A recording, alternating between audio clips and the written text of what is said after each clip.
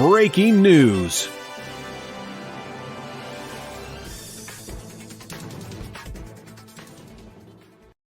God, that rules. That does rule. I love that. You know what?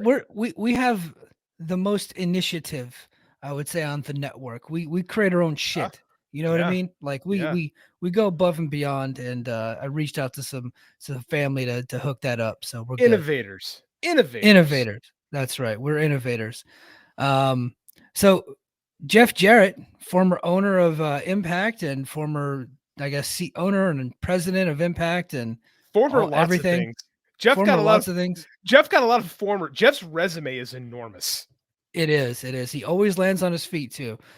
He's gone from WWE, and he's being he was the SVP of live events, the senior vice president of live events, and he was replaced by Road Dogg, who most recently worked for Impact in Chicago at Emergence and the Chicago taping. Jeff Jarrett and Scott D'Amore actually just recently worked together at Flair's last match. They took a picture together. They did the whole Kumbaya thing just a few weeks ago, which got my brain kind of moving, man. I mean, look, Jarrett's gone from WWE. You know, he always talks about Impact. His entire podcast is a TNA podcast, essentially, with some WCW and WWE and some Memphis stuff sprinkled in there. I think this week was a AAA show, but for the most part, it's all TNA/Impact stuff. I think he always sees that as his biggest failure in life is losing control of Impact and it not being the success he thought it was going to be. Looks like he mended fences with at least Scott D'Amore. Anthem, that remains to be seen. I don't know about Anthem. But, Jeff Jarrett and Conrad Thompson, guess where they're at right now? Conrad's giant house in Alabama. They're actually in Dallas, Texas. Are the Cowboys playing? No, they were at the Podcast Movement Convention. And where is Impact? I should know that as a podcaster, shouldn't I? I know, yeah. Where is Impact this weekend? It would also starting tomorrow. They're in Dallas. They're in Dallas, Texas. Gail Kim recently said that a new face of Impact is coming. She made sure to hammer that one home. Could she have known that Jeff Jarrett was probably on his way out of WWE? Because we don't know if he was fired or if he left. Hold on. We don't know if he was fired or left. Could she known something back then? Or was she just talking out of her ass? I don't know. Brian Hebner, most recently an Impact referee who just retired after Slammiversary in Nashville, Tennessee, by the way, stated that Impact was shopping their TV show to other networks. He even threw out the Game Show Network and A&E as possibilities. What I have to say about that is Brian Hebner doesn't know shit about fuck. Yeah, I was going to say. Because those are two bogus networks to throw out there. Yeah, he's a Hebner, and Hebners are full of shit. Yes. I'm surprised he didn't try to sell some Impact merch off of his podcast that he made himself. So, so here, my conspiracy theory is, and it's twofold. I think either Jarrett and Conrad are working a deal here. I know they're doing something with their ad-free shows. They're thinking about putting on some more events built around these big WWE events and AEW events. I know Royal Rumble is going to be in Texas, I think, and San Antonio. And Conrad just recently secured the rights to Southwest Championship Wrestling, the trademarks to that, so that they might be trying to work something there. But could they be an Impact produced the Flair's last match? That was all the Impact crew, Dave Sahadi, Scott D'Amore, all their producers and agents. They were all there. Could Jarrett and Conrad Thompson be working a deal to either get Jarrett back into Impact as a senior vice president or a vice president or in some type of position, or could they be potentially trying to buy the whole damn thing? Push the brace for debate button. Oh, let's do it. You ready, JD? Brace yourself, sir. Brace for debate. We're so innovative. I love when we do that. So the problem is you tweeted this thing as a joke, and then people started taking you seriously. So I blame you for this madness, sir. Actual reporters have retweeted it and said, "Oh, that's an interesting idea." I am aware. I saw this, and I'm like, "Oh my god! All the stupid shit we talk on our podcast, something finally took wind." Do I think that they could be angling to get Jeff Jarrett back into the fold at Impact? Possibly. I could see that. Yeah. Do I think that Conrad Thompson and Jeff Jarrett are angling to buy Impact Wrestling from Access TV? Absolutely fucking not. This is here. Hold on. Conrad Thompson has made a lot of money, Yeah. but he's not a billionaire, right? Rich people, he's really rich, but he's not a billionaire. There's a difference, right? Really, really rich people don't stay really, really rich by writing checks. Stupid rich people like Shad Khan can just write checks and it doesn't matter. There's a difference between fuck you money and fuck everybody money. Panda Energy and Shad Khan's, like with their companies, those could be tax write-offs. Like they can get tax breaks for owning those companies for like legitimately. Loss leaders, you want if Yeah. you're a big company, you want things to lose you money because you could write it off. Warner, oh, that's another conversation I'm going to kick the can down a little bit on. I'll circle back to that. What they're doing. He ain't gonna do that. He ain't gonna buy Impact. And I've heard speculate. Well, he could put together a team of he could put together a team of investors that will do a venture capital thing that will lose them control of the company, which is the exact position that Jeff Jarrett found himself in 2004 or 3 actually. Yeah. Like that's how it starts. Like we'll put together a group that's called venture capitalists, and eventually the venture capitalists always say, "We want our money now," and then you lose everything. So, but here's the thing. So, Impact, I think you just need to be rich to afford Impact. I don't think you need to be stupid rich to afford Impact. Anthem. So I'm not saying they need to buy Access TV. Right? I'm not saying buy Fight Network. Now, and I know the argument was like, well, what is Impact without Access TV? Okay, not much. But if you could work a deal out to keep the show on Access TV while you shop it to other networks, that could be something. Now, why would Anthem want to do that? Well, what if, hold on, hypothetically speaking, this is all bullshit. What if Jarrett and Thompson, they put together a group to buy this company and they only buy controlling interest, which means they buy 51% and Anthem retains 49%. Wouldn't Anthem then want to keep that show on their channel for as long as they could? And then if it gets shopped to another network, they can reap the benefits of them getting a TV deal, getting a rights fee, right?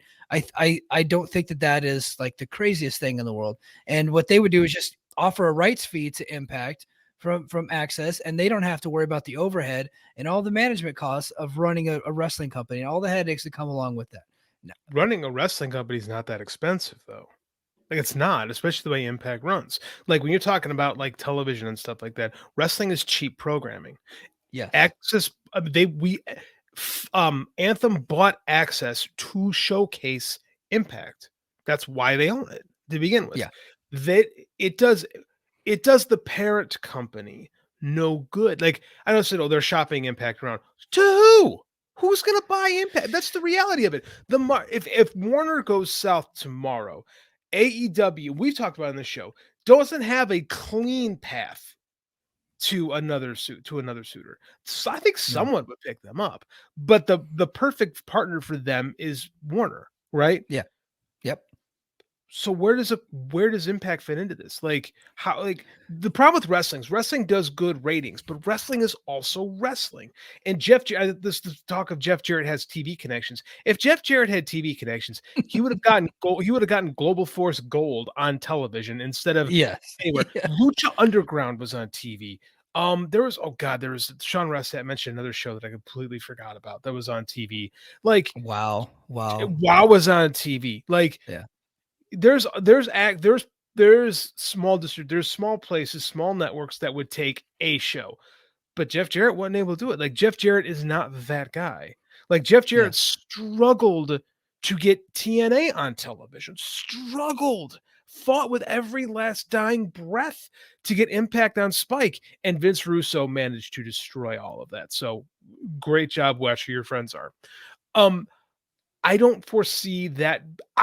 I don't foresee him having those kind of ties to create something that I don't see Conrad Thompson having those type of ties either, because he's not in that world. He's a player, but not in the entertainment business. Like, and then at the same time, that you got to pay. Like, why? Okay, you could do that, but wouldn't it make a lot more sense to run your shows really cheap and connect them with your with these WWE events where you can host this big convention and then you don't have a ton of overhead? Like, they made a lot of money on the show and on the convention, and then you don't have, I hate to say it, but I will, the Impact stigma, or the TNA stigma, I should say. Impact doesn't have a lot of stigma. TNA is still a dirty word in professional wrestling.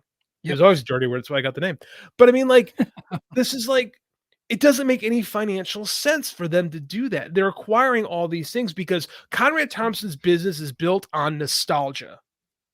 Yep. It's 100% built on, all their podcasts are for dudes our age and older that remember wrestling when.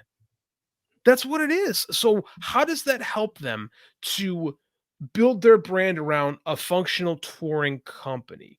Then you have to worry about a functional touring company. That does them no good when they can run one show, do a GCW style, right? You bring in a bunch of guys, because GCW's got very small operating costs, and you can do it good because he's proven that he can do professional level shows. Now, this thing was built on the back of Ric Flair in his last retirement. Can they do that again with a different gimmick? That remains to be seen.